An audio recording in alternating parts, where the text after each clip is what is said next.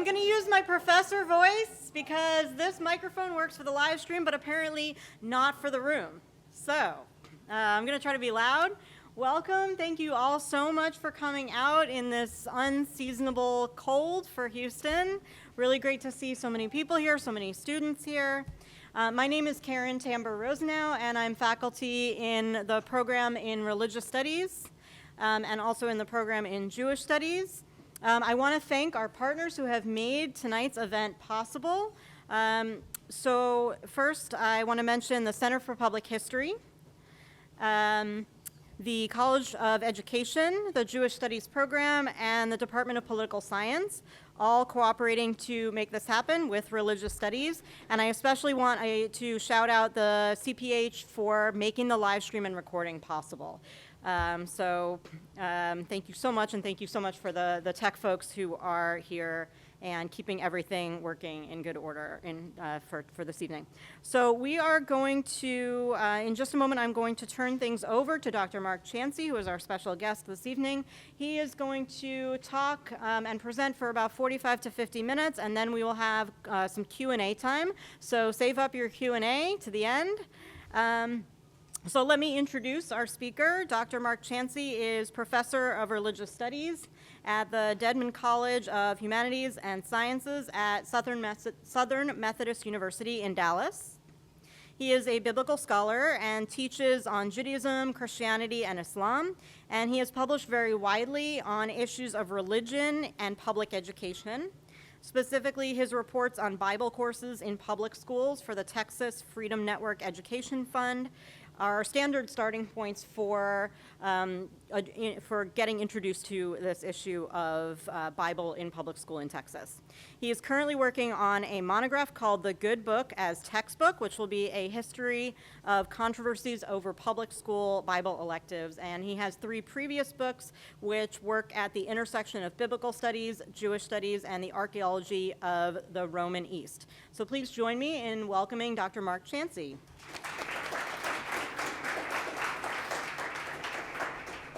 Thank you so much for that introduction. I'm going to project as well. You can let me know if I need to project more. But I'd like to thank Religious Studies and Jewish Studies and the Center for Public History and the College of Education and Political Science for hosting me tonight, hosting this event.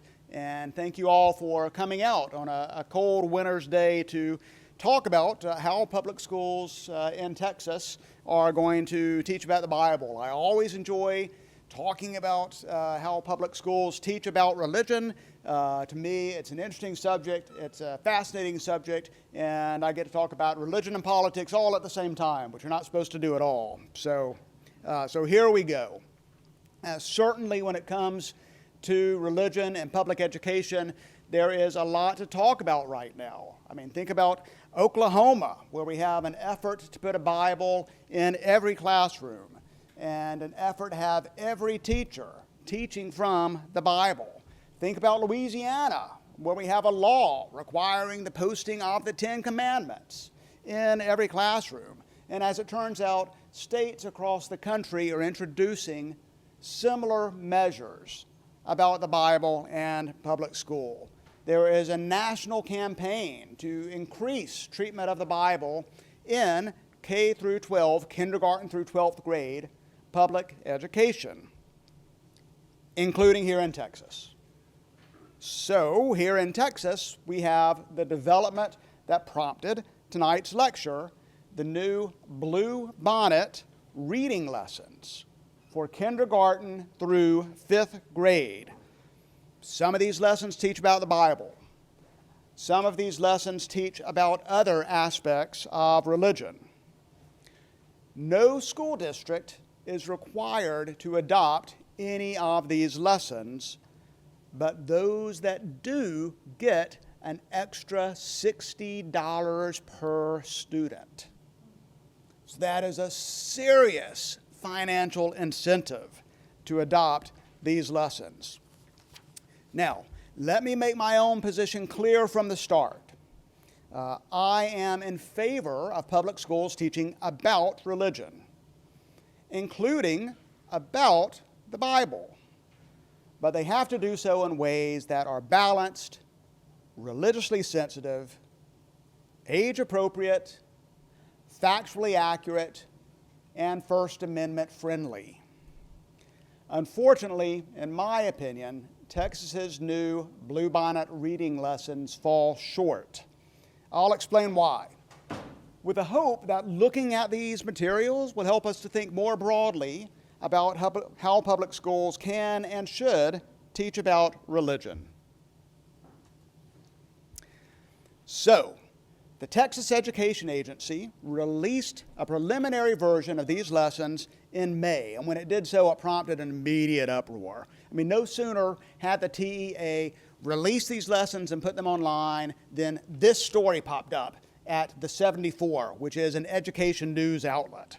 Texas seeks to inject Bible stories into elementary school reading program. A second article followed a few days later. Bible-infused curriculum sparks Texas-sized controversy over Christianity in the classroom. Now, both of these articles were written by journalist Linda Jacobson, and while a lot of journalists at different media outlets did very fine work on this subject, Jacobson deserves credit for digging up the most information.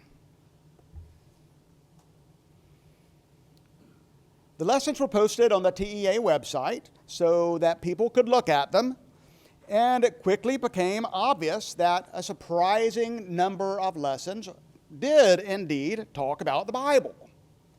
This is a kindergarten lesson, and as you see, it focuses on the creation story. It tells teachers to tell 5-year-olds, according to the book of Genesis, after God created the world, He created humanity in His own image. He formed the first people, Adam and Eve, and created a beautiful garden for Adam and Eve to live in. It was called the Garden of Eden. So this lesson for kindergartners presents a very straightforward, literalistic retelling of the Bible story. And it's easy to imagine 5-year-olds taking the religious claims of that story at face value. Another lesson from a first grade unit on American independence discusses the inscription on the Liberty Bell, which comes from the Bible, proclaim liberty throughout all the land unto all the inhabitants thereof. It's reasonable for first graders to learn about the Liberty Bell, reasonable for them to learn that there is an inscription on it. The lesson goes on to talk about the story of Moses, once again in a very literalistic fashion. Here's a quote. Along the journey to the promised land, Moses received many messages from his God. God told Moses about the laws He wanted people to follow, laws that were designed to ensure that the Hebrew people lived in peace and freedom of their new land. Again, not a lot of nuance. It sounds like telling a Bible story to young children, but it's happening in public schools. A third grade unit on ancient Rome was structured so that it culminated with the triumph of Christianity over Roman paganism. This lesson tells the story of Jesus from birth to resurrection. A passage from the original version of this reads, "The Bible explains that angels appeared to nearby shepherds and told them a baby was born. The angels said, 'This child was the Messiah that was predicted in the Hebrew Scriptures.'" One could imagine this in Sunday school quite easily. There were a number of other lessons on the Bible, and still others that talked about Christianity more broadly, especially in regard to American history. There were surprisingly few lessons about other religious traditions. So, citizens poured over these lessons all summer long. They were online, and you could submit comments about them to the Texas Education Agency online. So people submitted comments. People wrote to their State Board of Education representatives. People went to the State Board of Education and gave testimony. One scholar who's associated with Rice University's Baker Center for Public Policy, David Brockman, wrote the most detailed overview of these lessons here, turning Texas public schools into Sunday schools. Brockman would later write a follow-up review about the revised lessons. He concluded, coverage of religion in this curriculum is at times inaccurate, generally lacks religious balance, and too often fails to provide students with objective, neutral, non-confessional coverage of religion necessary for a public school context with its diverse student and teacher population.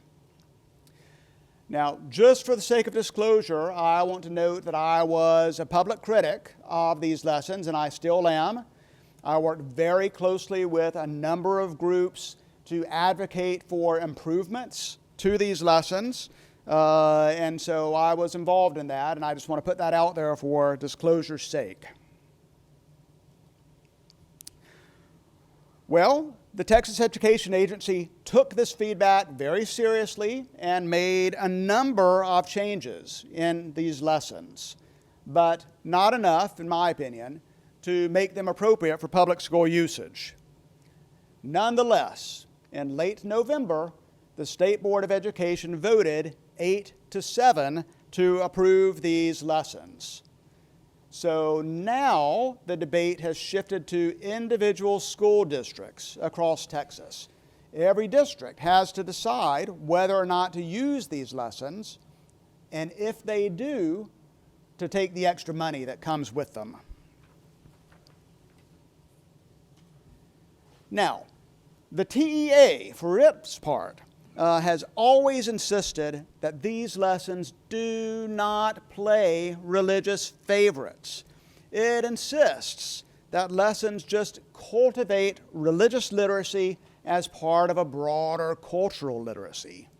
So it has a guidebook for the lessons, and the TEA guidebook explains. It is important to note that including content from or about religious source material is not for the purpose of advancing any particular religious belief. Instead, the instruction is simply for the material's literary and historical value. Why talk about the Bible so much? Because, the TEA says, of the Bible's centrality to American culture. The TEA assures that students will also encounter content that would be recognized by those who practice Islam, Buddhism, and other faiths. To contextualize its approach, the TEA cites the 1963 U.S. Supreme Court decision on the Bible and public schools. Now, this is the decision that gets blamed for banning the Bible from public schools. But that's a misrepresentation.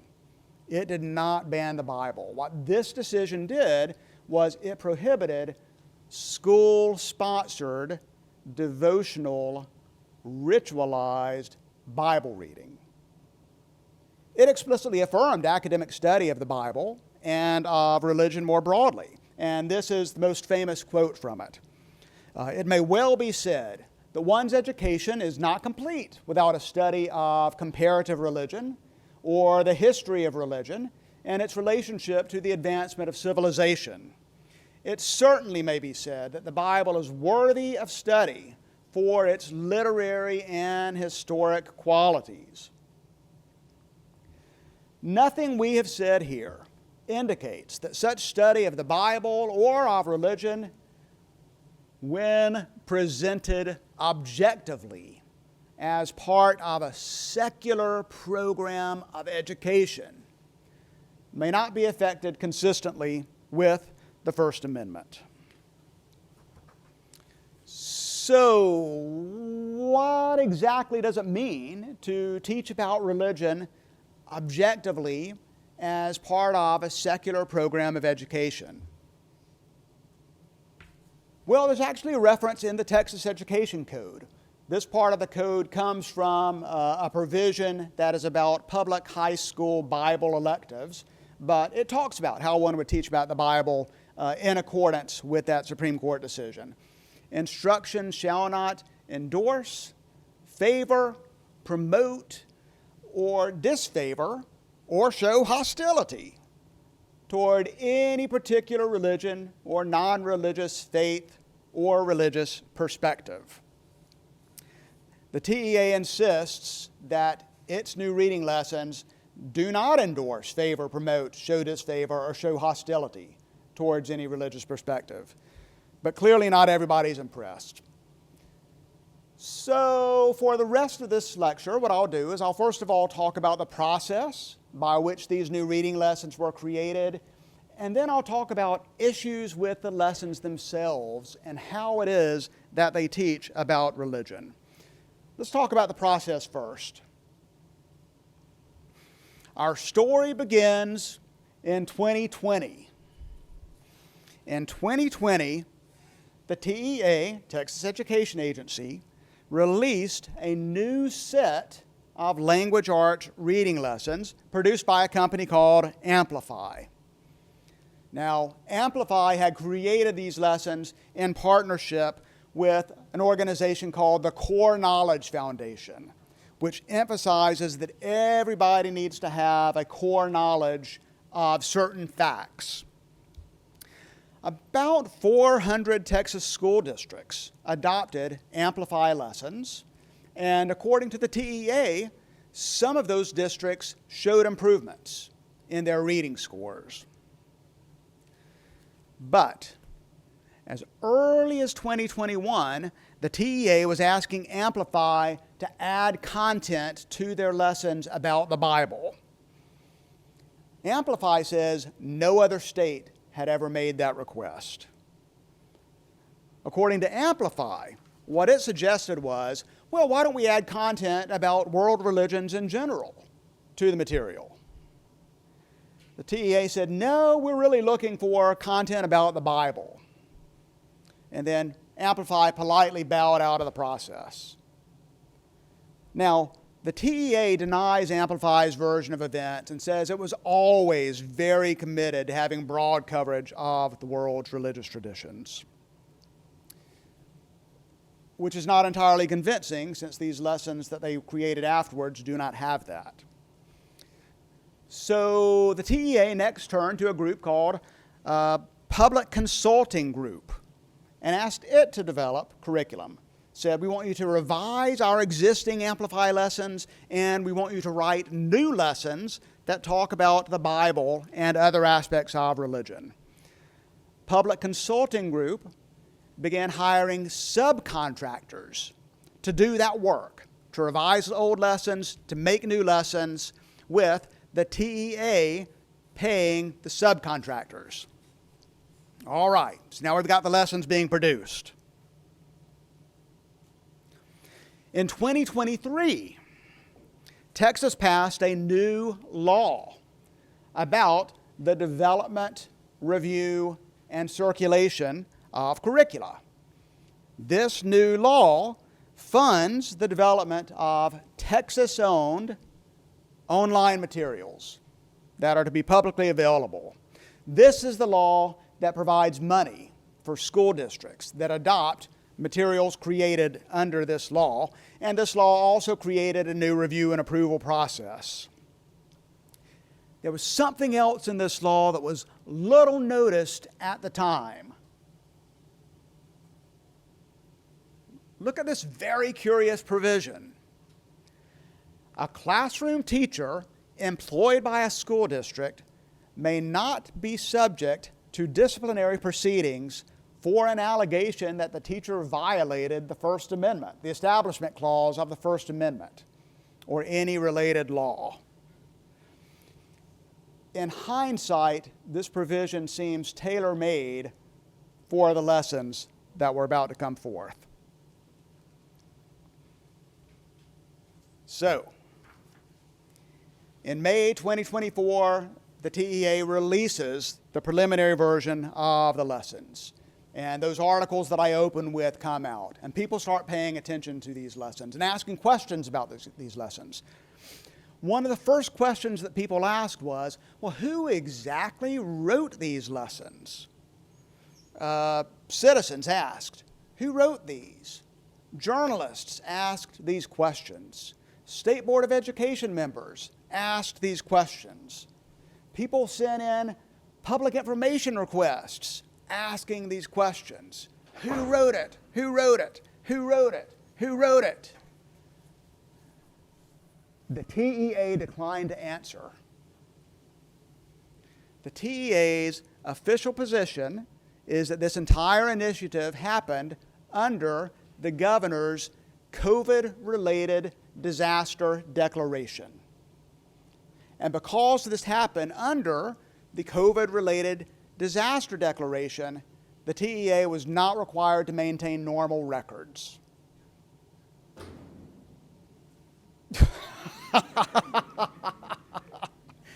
So the official position is they don't know, they can't tell anybody because of COVID. So some people have considered this a lack of transparency, including members of the State Board of Education. So the day before, well, I'll hold off on that. One member said at one point, I didn't get a lot of my questions answered when I asked who wrote this stuff. Board members were still asking, who wrote this, the day before their final vote. They never got that information. Now, that journalist over at the 74 that I mentioned, Linda Jacobson, she dug up a little information, and it's very interesting. So what Jacobson, the journalist, discovered, she identified a few of the subcontractors that contributed to Texas's lessons. So one of the subcontractors was Hillsdale College. This is a Christian liberal arts college that is associated primarily with politically conservative causes and also pushes ideas that scholars sometimes associate with that ideology called Christian nationalism, the idea that America should be a Christian nation. Another contractor that contributed to these lessons was the Texas Public Policy Foundation, which is a political think tank, not an educational company. And at least some of the art in the lessons came from a company called eSpired, which is here. It was co-founded by former Arkansas Governor Mike Huckabee, and eSpired produces Christian homeschool curriculum. So I know you can't see the details of these images here, but basically up in the corner, the far right corner and the lower left corner, we have images in the Texas lessons that are taken straight out of eSpired materials.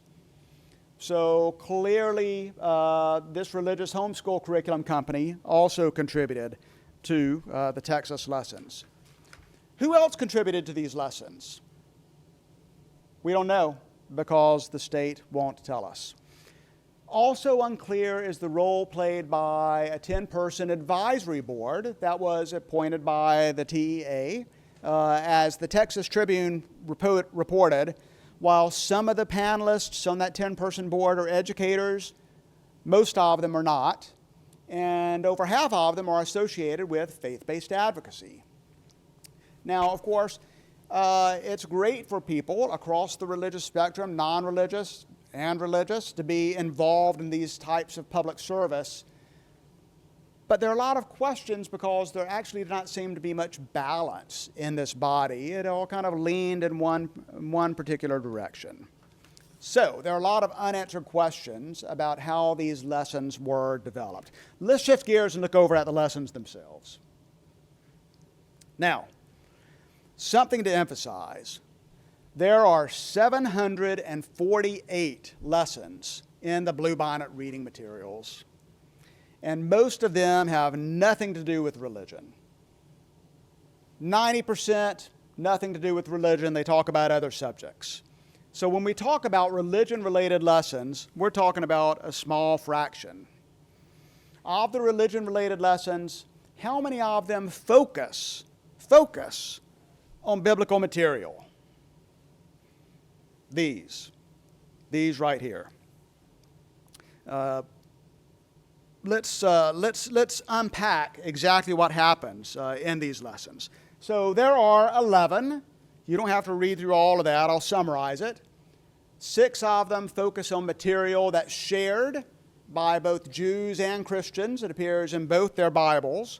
Creation, a lesson on King Solomon, 2 lessons on Esther, a lesson on the 23rd Psalm, a lesson on the book of Daniel, and then there are 5 additional lessons that focus solely on New Testament topics. The Golden Rule, the parable of the prodigal son, the parable of the Good Samaritan, the life of Jesus, and Christianity's growth after Jesus. So these are the lessons that focus on Bible passages or Bible stories. Now, let's look at lessons that might not focus on biblical material, but that devote substantial attention to it as they discuss other issues. These are going to require a little more explanation. Anybody see any surprises up there? Lessons about the Bible? What are you thinking? Goldilocks and the 3 bears, right? Who knew? Goldilocks is not normally thought of, thank you. Goldilocks is not normally thought of as a religious story. But according to the TEA, Goldilocks is really about the Golden Rule. Specifically, Jesus' version of the Golden Rule. Do unto others as you would have done unto you. So teachers are supposed to ask kindergartners, do you think that Goldilocks thought about the Golden Rule before she went into the bear's house? They're then supposed to say, the Golden Rule is one of the core values of the Bible. It's something that Jesus taught in the Sermon on the Mount. The moral of the story is clear. If Goldilocks had simply followed the teachings of Jesus, she would have left those poor bears alone. It's the Christianization of Goldilocks and the 3 bears. Then you have a lesson on the Little Half Chick, which is a Spanish and Latino folktale, also about the Golden Rule, it turns out. Exploring America's Symbol is the lesson about the Liberty Bell that has Moses in there. Peaceful Abolition highlights Christian contributions to the abolitionist movement. And then the lesson on Leonardo da Vinci discusses the painting The Last Supper in depth and talks about the Gospel of Matthew's version of Jesus' Last Supper. There's also in grade 4 a whole unit devoted to the novel Number the Stars, which is a classic novel about the Holocaust, and one of the lessons talks about a Bible verse that's important for that novel. And then we get to this bottom line. 14 lessons on the Lion, the Witch, and the Wardrobe. Now, this is a really famous book. Has anybody heard of this book? Yeah, it's a really famous book, and in some circles, this is a very, very beloved novel, and so I want to really acknowledge and honor that. This is a special book for many people. But this is an explicitly Christian novel. The plot is this. In this book, 4 children travel to the magical world of Narnia, where they face dangers from the villain, the White Witch. And the lion, Aslan, sacrifices his life, allows himself to be sacrificed to save one of the children's lives.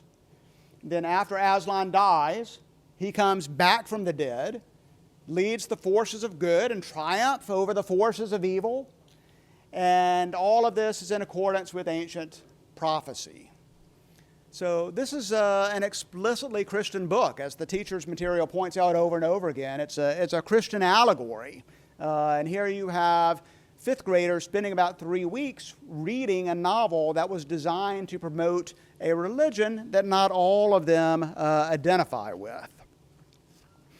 All right, so that's kind of an overview of what the Bible lessons are about. Let's talk about the ways in which some of these lessons talk about the Bible. So lessons often present Bible stories in a literalistic fashion that, intentionally or not, encourages young children to take their historical and religious claims at face value.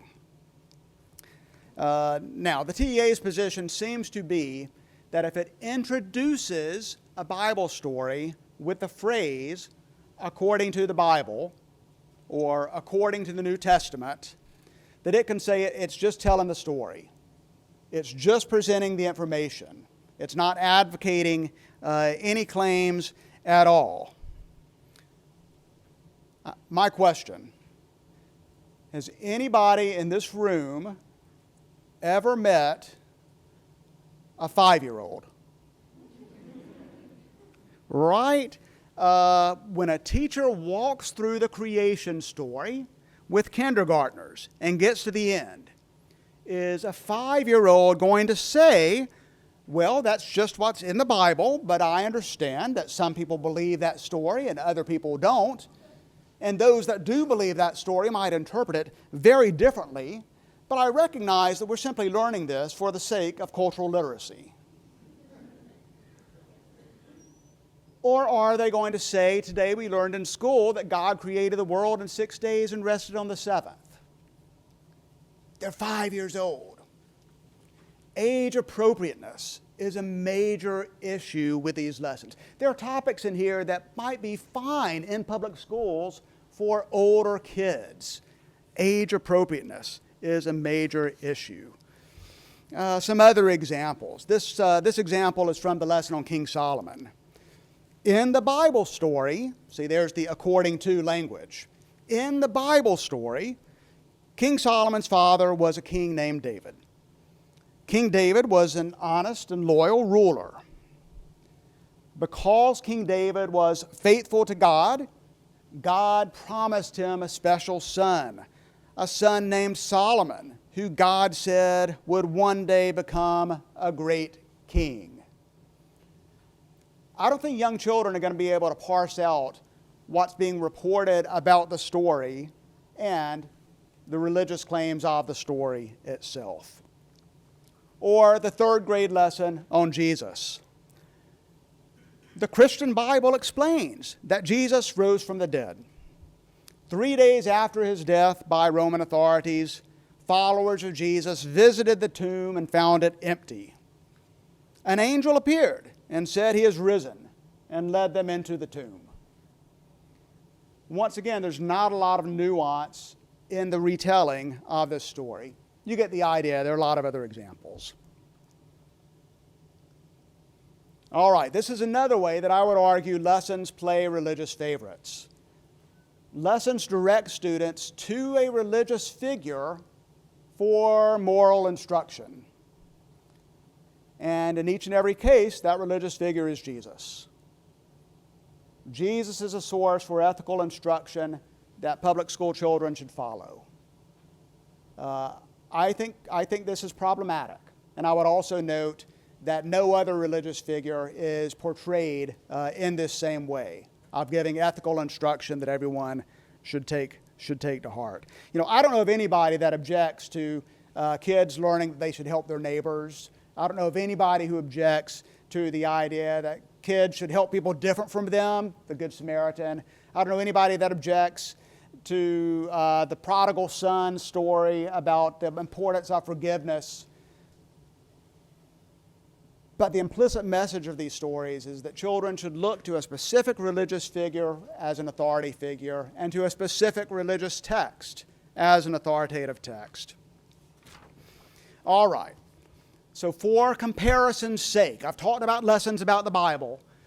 For the sake of comparison, let's talk about lessons that focus, not that mention, lessons that focus on the central figures or the sacred texts or the foundational stories of other religious traditions? Let's do a comparison of the numbers.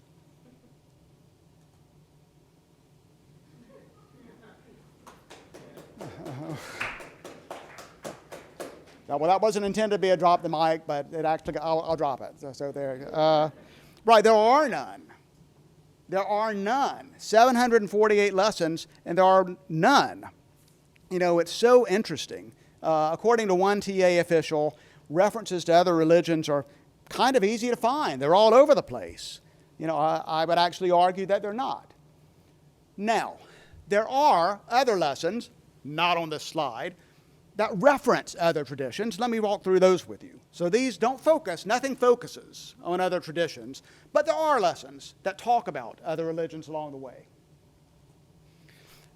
Let me summarize. It's too much. I just wanted you to see what it looked like. I can actually talk about all of this. The lesson on Solomon, notes in passing. Oh yeah, the Quran mentions Solomon. The lesson on creation, mentions in passing. Oh yeah, the Quran talks about creation. A lesson on winter mentions Hanukkah alongside Christmas, for example. The helping our neighbors unit up top is the one that's about Jesus' version of the Golden Rule. And the TEA got so much flack for that unit that it did add a chart showing parallel teachings in other traditions. So that's why you have a lot of religions grouped up there by helping your neighbors. Let's see. Mansa Musa, third one down in kindergarten, was a 14th century king of the Mali Empire, and he took a special trip to the city of Mecca, which is important for Islam. That's it. We get a lesson on the Crusades, which originally glorified the Crusades and actually at one point put the students in the position of a crusader. Imagine you've traveled across Europe and you're looking at Jerusalem and you're ready to attack the city. You know, basically had young children taking sides in that very complicated conflict. The TA revised that some. There's a page on Islam in the lesson about the Renaissance. And in that page, the TEA actually added the word. It's the only place anywhere in these lessons the word occurs. In response to criticism, the TEA added the word Muhammad to the lesson on Islam. We've got some discussion of the Holocaust, that 12-lesson unit on Number of the Stars, as well as a World War II lesson. And then we have actually 2 lessons at the very bottom in 5th grade, A New World. This is in a World War II unit. A lot was made over the fact that these lessons quote the Bhagavad Gita. And so that it's not just the Bible that gets quoted, it's also the Bhagavad Gita. What are these lessons about? When Oppenheimer watches the first atomic bomb test and remembers a line from the Bhagavad Gita where the deity Vishnu says, "Now I am become death, the destroyer of worlds." There's no context about the Bhagavad Gita. There's no information about Hinduism. All that students are going to learn about Bhagavad Gita is that a particular deity is apparently associated with the nuclear destruction of the world. Just as a reminder, Amplify, the original company back in 2020, offered to do lessons with material about a variety of religions, and Texas turned them down. Okay, what about, we talked about lessons that talk about the Bible. What about lessons that talk about Christianity in other ways? About 41 lessons, often talking about topics where one might expect to talk about Christianity. If you're going to talk about medieval Europe, you're going to talk about Christianity. If you're going to talk about the Renaissance, you're going to talk about Christianity.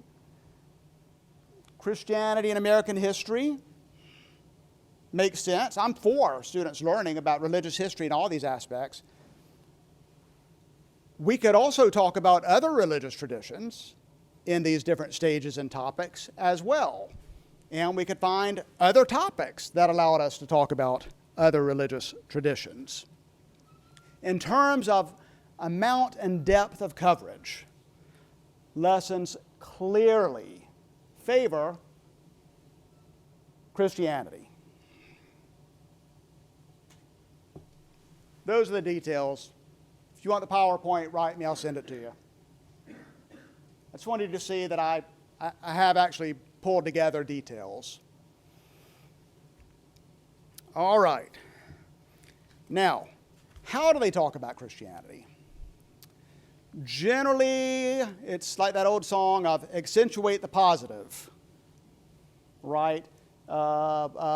Christianity is portrayed as a source for positive social transformation, which it often has been. But places where Christianity has not played that role are kind of downplayed. So, for example, we get Spanish conquistadors who wanted to spread their religion to the local peoples, which you might remember that story is a story of forcible conversion and violence. Or we rightly get attention to the contributions of Christians to the abolitionist movement and to the civil rights movement. But you don't learn that there were also Christians on the pro-slavery side.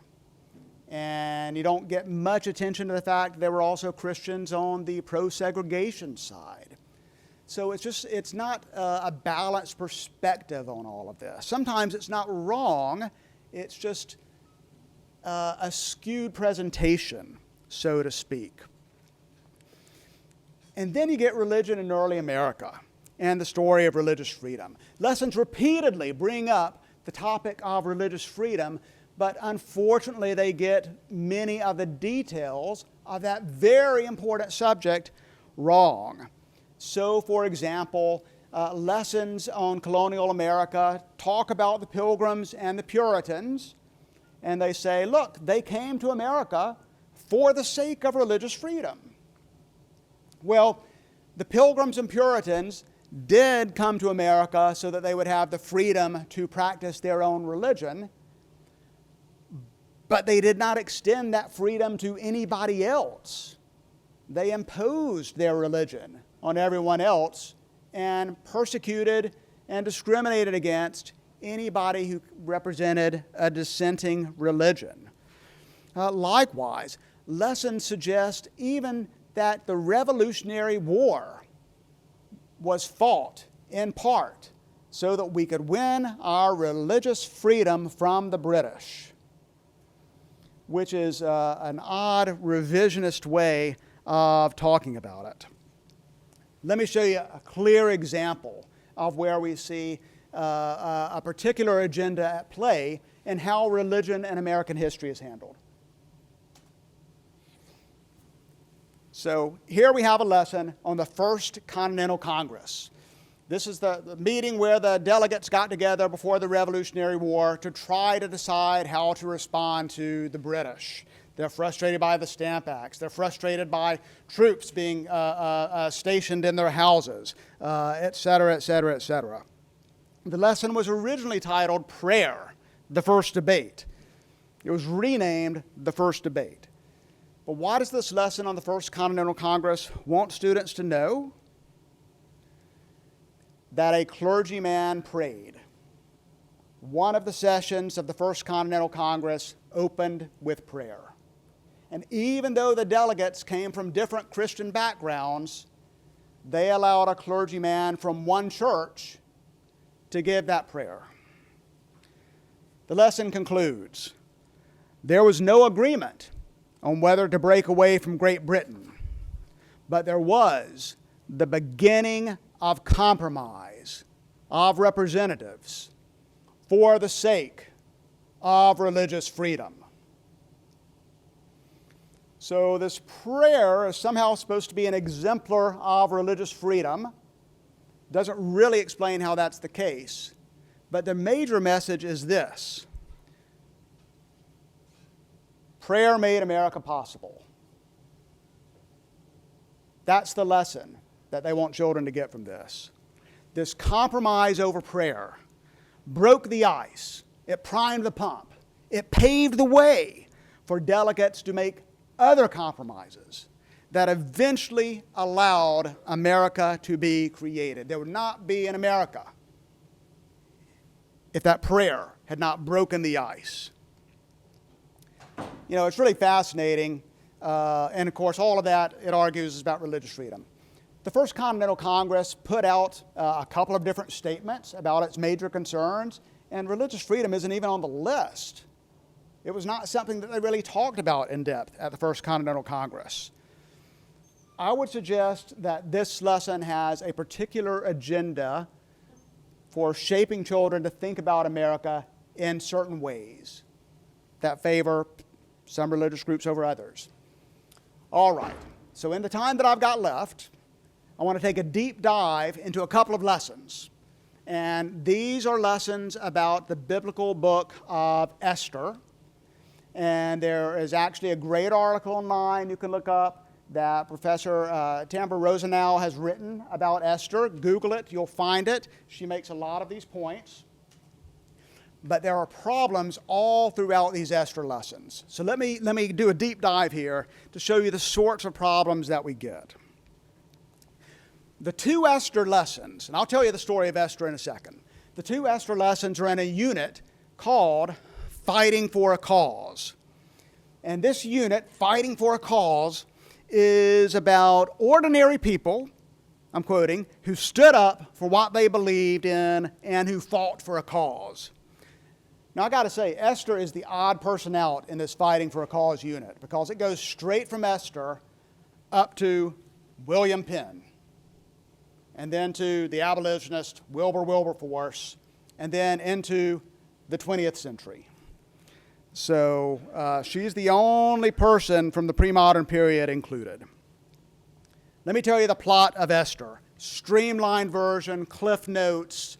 I would not get a high grade on this summary because I'm leaving out so much good stuff, okay? But I'll give you the streamlined version. It's set in Persia in the 5th century BCE, and Esther is Jewish. She's married to the king of Persia. He doesn't know she's Jewish. Another Persian official, Haman, is really offended when Esther's uncle Mordecai refuses to bow down to Haman. Haman is so mad that Mordecai will not bow down to him that Haman decides that all of the Jews of Persia must be murdered. So it's a very somber story.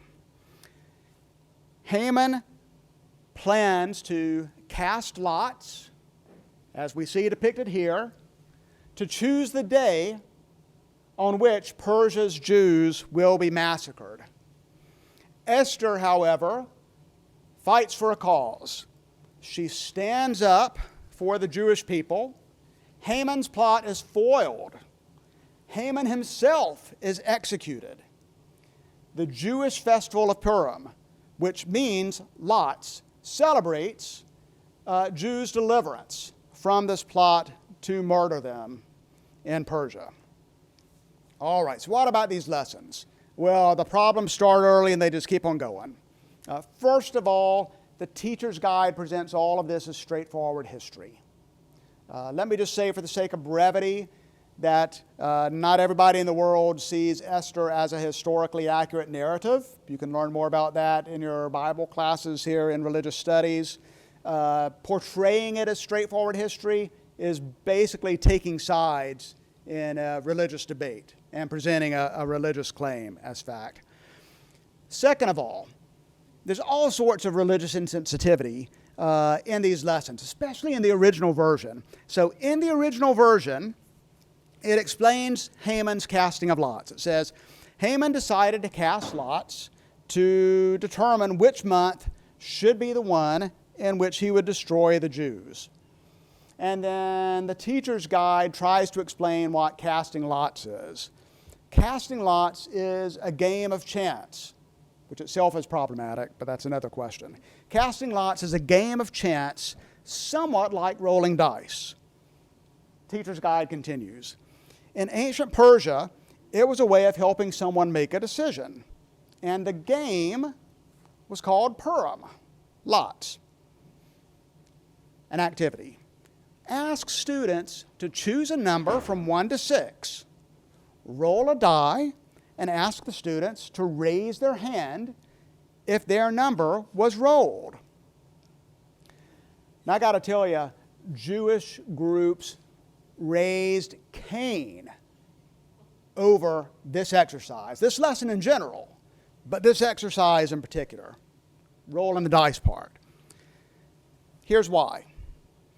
If teachers are going to have young children do an activity to help understand the story, why have them do an activity that identifies them with the character planning genocide? So one Jewish parent said, "This is shocking, offensive, just plain wrong. Do we ask elementary schoolers to pretend to be Hitler when we teach about the Holocaust?" So the TEA removed that activity. But it shouldn't have been in there to begin with. Now, here we get another detail, this image of Esther praying. These lessons sometimes just make things up. In the book of Esther, Esther does not pray. Nobody prays. There's no prayer in the book of Esther. Not only that, here we have in some religions fasting is done while praying to ask God for help. There's fasting in Esther, but God is never mentioned in the book of Esther. Famously, it never mentions the word God at all. So here they're adding a detail. They're adding content. People pointed this out. You can't show a picture of Esther praying that's not even in the story or changing the story. So now we have Esther fasting. That's an improvement, but the rest of the text hasn't changed. It's still fasting connected with prayer. Other examples with Esther's religiosity. We get things like, throughout the story of Esther, she shows her faithfulness or trust in others and in God. And also, tell students that Esther shows great faith that God will protect her. Well, none of that's actually in the book. We never get God. We never get a reference to faith. Those might be acceptable religious interpretations of what's happening in Esther, but that's what they are. They're religious interpretations. The TEA changed the Bible story because it didn't think it was religious enough. All right. So, the original version, and I'll wrap this up soon because I see our time. The original version explained why it was that Mordecai wouldn't bow to Haman. What was it that made Haman so mad? Well, here's what the lesson said. Mordecai followed Jewish rules, which taught him not to bow down to any man, including Haman, and instead to bow only as a way to worship God. Well, I would argue that referring to Jewish law, referring to the Torah as Jewish rules, has a negative connotation.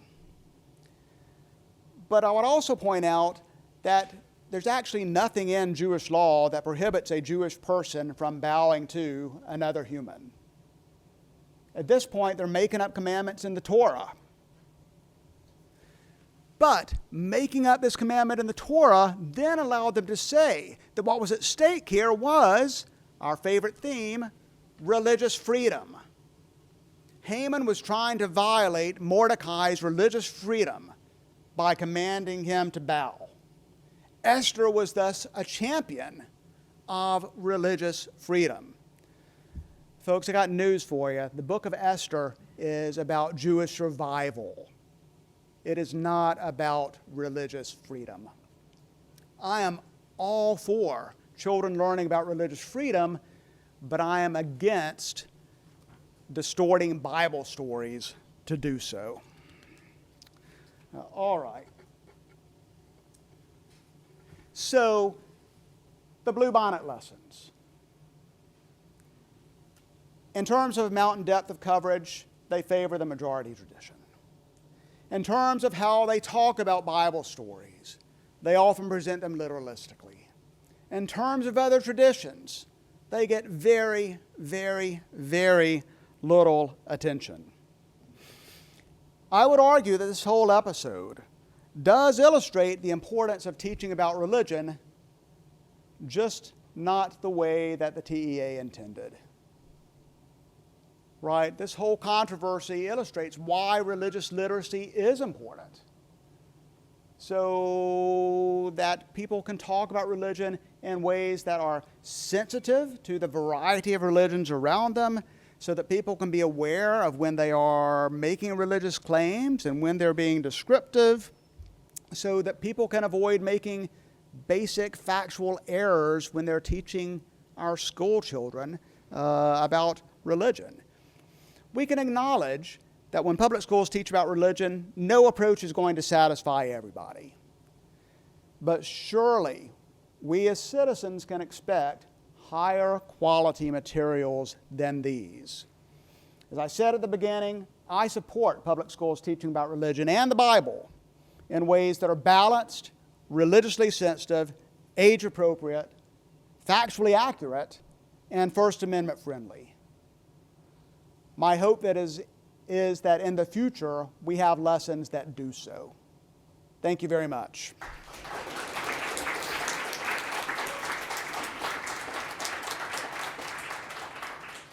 So I'll be very happy to take questions, comments, objections. Yes? In Thomas Jefferson wrote a letter basically saying that we should separate church and state.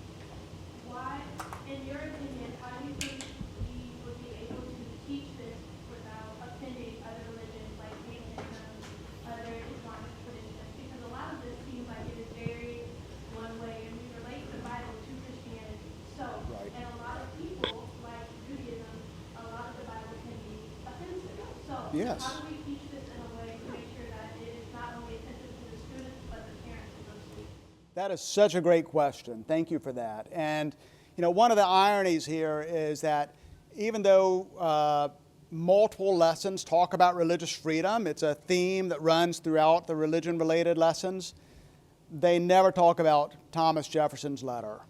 And they never talk about James Madison's contributions to religious freedom. They never talk about the Virginia Statute for Religious Freedom that preceded the First Amendment's religion clauses. So, my basic take, which I don't think anybody will be surprised by, I think a lot of the instruction they're trying to do doesn't work at this age level, right? I don't think you can do some of the things that they are trying to do at the K through 5 level.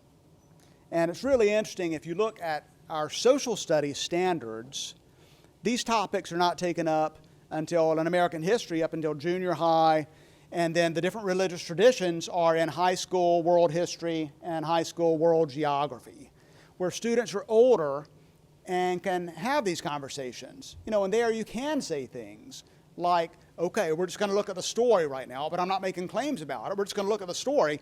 You can say that to an 11th grader, and they get it, right? You can't say that to a second grader and expect it to make any sense. So I think age appropriateness is important. I also think a balanced approach is important. And these lessons lack balance. I don't think that necessarily means that you're going to have a perfect count for every tradition that we're going to go through and everybody's going to have the exact same number of lessons. I don't think that's realistic. But honestly, in this case, there's not much effort to be inclusive. And so my concern is that the takeaway for many children is going to be, my religious tradition is not important enough to get attention at public schools. We're learning about somebody else's tradition. And for children who are not religious at all, I think they may have questions of why are we getting so much attention and this type of attention, right? Because many Texas families are not religious at all. So I do think this is something of a fiasco pedagogically, because what they're trying to do isn't balanced and it isn't age appropriate. Yeah, thank you for a great question. Yes? To preface, are you a Christian? Oh, we'll come back to that later. Yeah, let me ask you this. Why do you ask? Well, I was going to build on a second question from that. What would the second question be? Well, if you said yes, I was basically going to say, well, if you're a Christian, then I would assume you believe the Bible to be true, right? And all the other faiths to be false, right? And so then promoting that truth is good. So that's going to be like, what's your beef? Is your beef that it's not presented in a good way, so it's more destructive in the end, even though we're promoting the truth over other false religions, right? Because we believe the Bible is true and everything else is false. So that's what I was going to ask you. Okay. You say you want a more balanced approach. Yeah. But if you do believe in the Bible and that the Bible is true, then why would you want to bring up these false religions?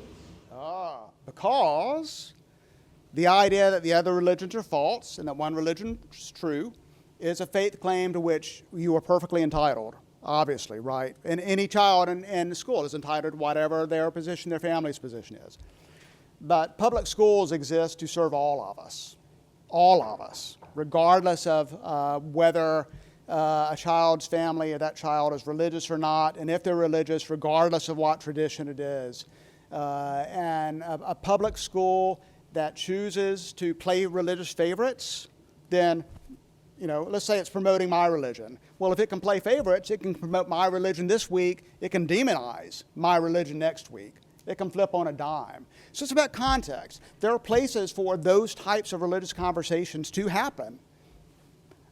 The public school classroom is not one of them. That's my thought on that. Thank you for that question.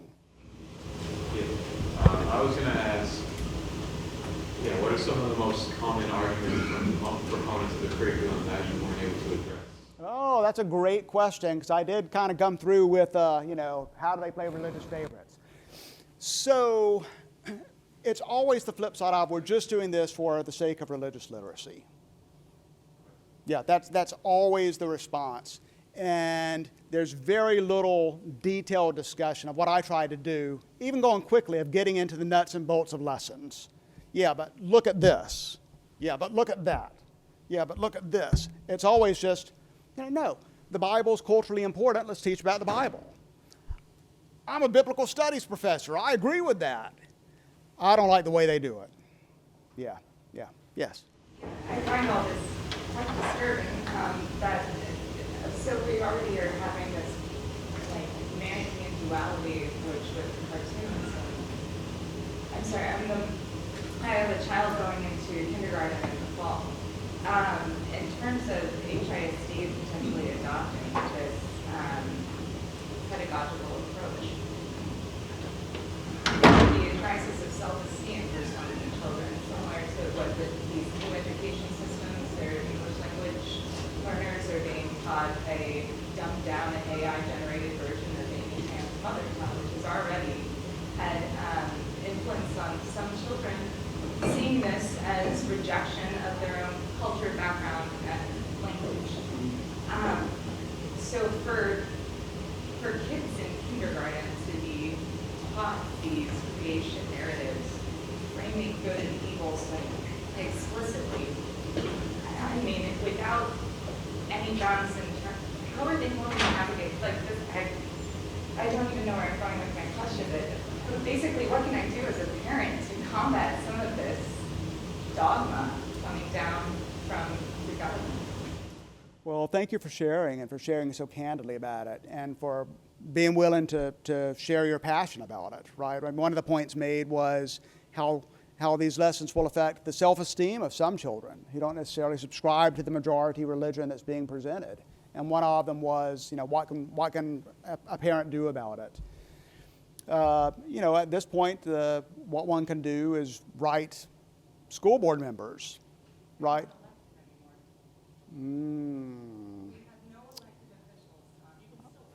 I forgot about that. You can still write them. I didn't think about that. That's a good point, right? You can still write them, you can speak out, and you can let other people know as well. I did not think about the fact. Yeah, that's a good point. But you can still write them. Yeah. I mean, I've been speaking at board meetings. Yeah. There's a group, Community Voices for Public Education. Yeah, fantastic. Not- Yes. My question kind of coincides with that. I was like, could the TEA theoretically just disband school boards that don't end up adding context to the Bible to the curriculum?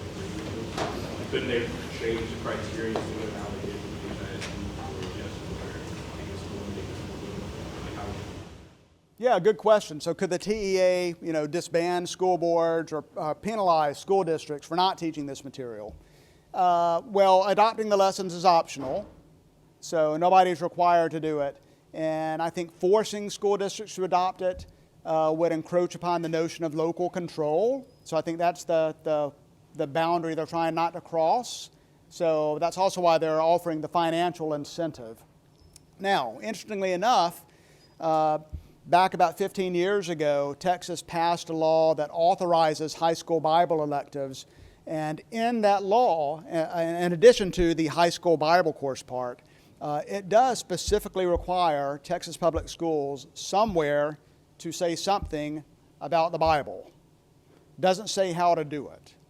So school districts are already supposed to be including attention to the Bible somewhere in their curriculum. And of course, there are appropriate places in the curriculum to do so.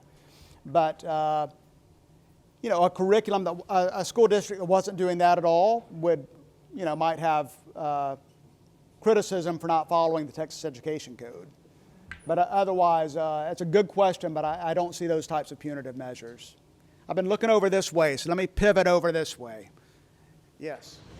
Chris. Okay, I have three questions. I apologize ahead of time. I usually be concise, so the third one is maybe a bit more complicated. The first question is simply, you mentioned early on, I believe, that the $60 are offered per children for the adoption of a blue-blooded curriculum. So simply the question is, where's this money actually coming from?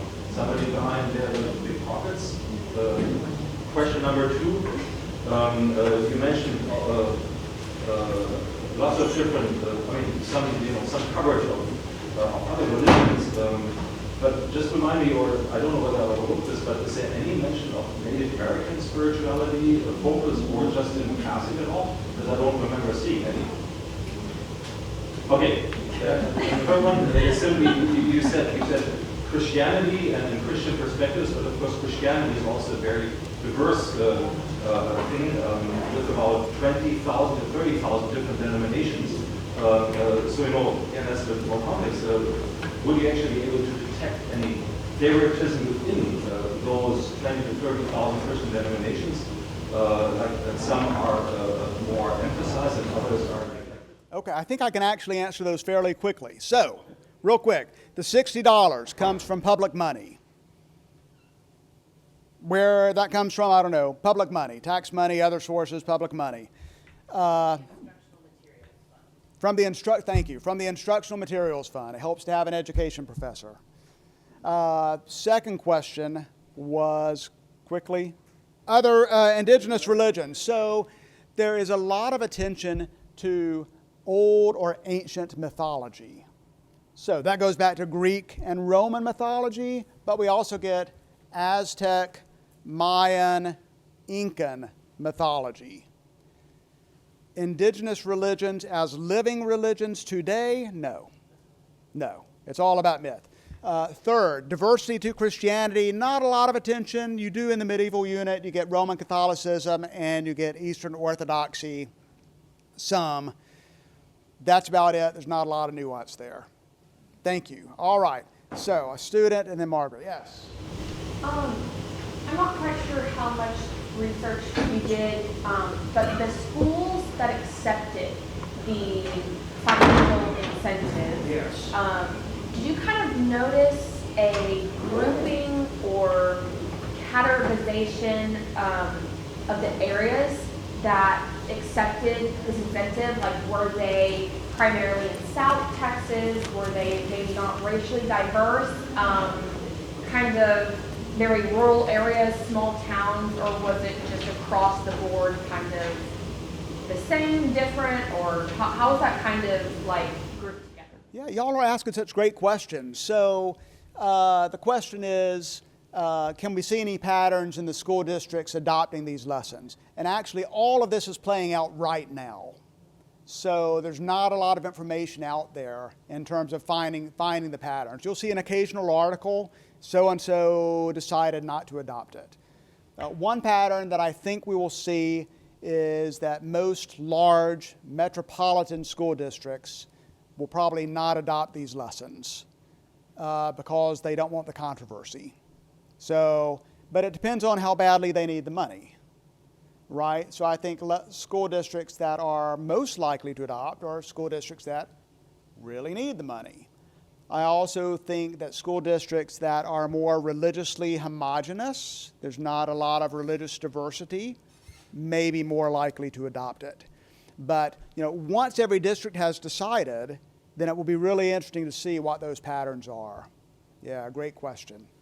To piggyback on that, Governor Abbott is withholding funding from school districts. He's been doing this for several years until the voucher bill is passed. And so school districts have banded together and filed lawsuits about how it's hurting their budgets. School districts everywhere are having to close schools because they don't have money. So that's a big part of what's playing into who's adopting Bluebonnet. But my question is the fact that you talked about that 10-person advisory committee. Yes. Has TEA named who those 10 people were? Is that public information on their website? That is public information that's on their website. There are, there's a former judge that's on there. I don't remember all of the names. Former presidential candidate Ben Carson is on there. So mostly non-educators. Mostly non-educators. Yeah. There are a couple that have education backgrounds. There's an education professor at UT Austin who does reading literacy education. She's on there. So that to me struck me as the most pertinent member. There's a judge, a former judge is on there. Winnie, the love interest from the 1980s show Wonder Years, is on there. So, okay. All right, there's a question back here, yes. Yes, I have a question about, I know there are students in here who are going to be teachers and coaches in districts that are probably going to adopt the Bluebonnet curriculum. I also know they care very much about inclusivity.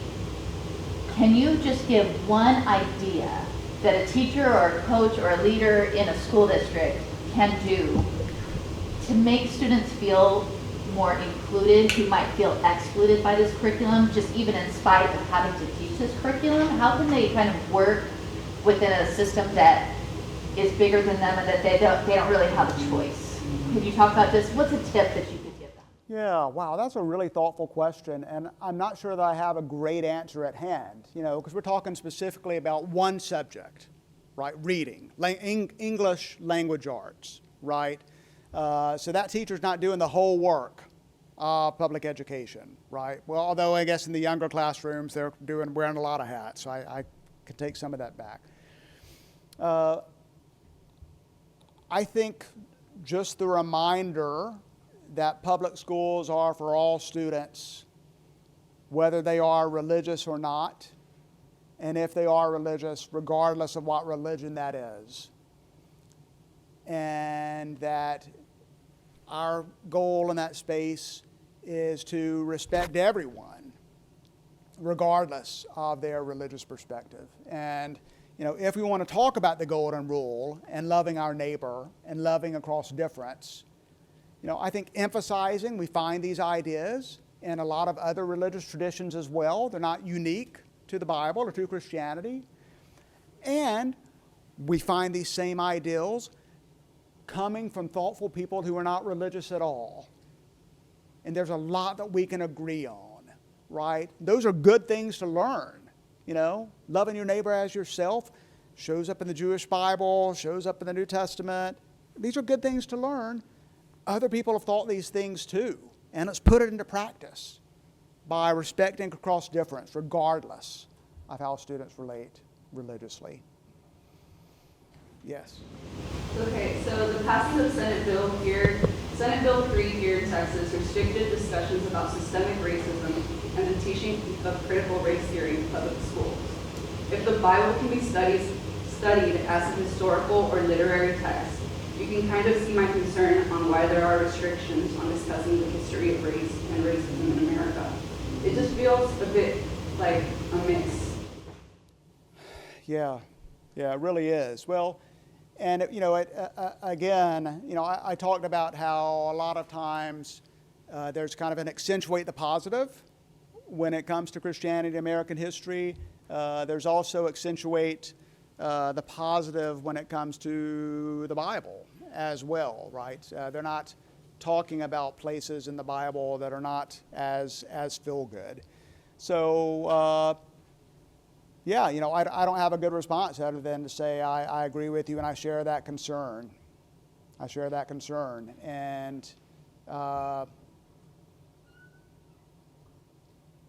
if you're going to talk about the history of slavery in America, talking about abolitionism and religious dimensions of the abolitionist movement is a wonderful thing, but you have to talk about all of the pro-slavery arguments that people were making, citing biblical evidence.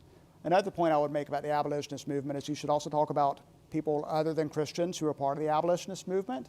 There were also other people that contributed to social change. But that wasn't your question. Your question was a good one. I understand your concern. Yes? So I actually have two questions. Okay. First is just earlier you said that you don't really see how it's going to be like equal balance across all religions. I was wondering, in your opinion, do you feel like the goal should be to equal balance, or should it be like racial discrimination throughout the religious population that we have in there? So like, because it is such a Christian-dominated country, should there be more teachings of Christianity and less of others, just because they're Christian? Thank you for that question. Should there be more attention to Christianity because that is the majority tradition and has always been the majority tradition? And this is an argument that some defenders of these lessons have said. Frankly, not always as eloquently and as well as you said it. What some defenders of these lessons have said is, well, not all of those other religions have had equal influence, so we don't need to talk about them, and which was not at all your point. So when you talk about religion in American history, for example, the fact that America has had a majority religion of Christianity is, of course, going to shape how that is talked about. Of course it is. That being said, from the beginning, there has always been religious diversity in America as well, and we could bring that out. But, certainly that's going to affect things. When we talk about the foundations of the colonies, yeah, we're going to talk about the religious motivations that some colonists had, not all. That's natural. Of course we can talk about that. We should find opportunities along the way to talk about other groups, right, that also came here. So, yeah, I think it's going to affect things. Which is why I'm like, you can't just count out and hope for an equal tally in terms of numbers. I don't think that's a realistic approach to this. I just wish I'd seen greater effort. Yeah. Yes. Last question? This last question, okay. You already know which classes are going to be affected, but is this added how much time is going to be taken away from them, or is this going to be like a sheet on history? So this is all in kindergarten through 5th grade English language arts. It's not even social studies classes. It's all in the reading classes. So, all right, last point, coming back to your question. So I spent my whole career just taking the stance of the religion professor who offers the assessment, who talks about the material, who offers the evaluation. But this material is so delicate that at times I've talked about my own perspective. So as it turns out, I'm a church-going Methodist, and I occasionally lead an adult Sunday school class. So I'm not hostile to Christianity, and I'm not hostile to the Bible. I just think that public schools are for everybody. And a public school that can play religious favorites, if it can favor one religion today, it can demonize that religion the next. And every child, whether they're religious or not, regardless of what religion they are, deserves an equal space at that table and deserves to be honored and respected. Y'all, thank you. You've been such a great audience, such great questions. Thank you for coming. I really appreciate it.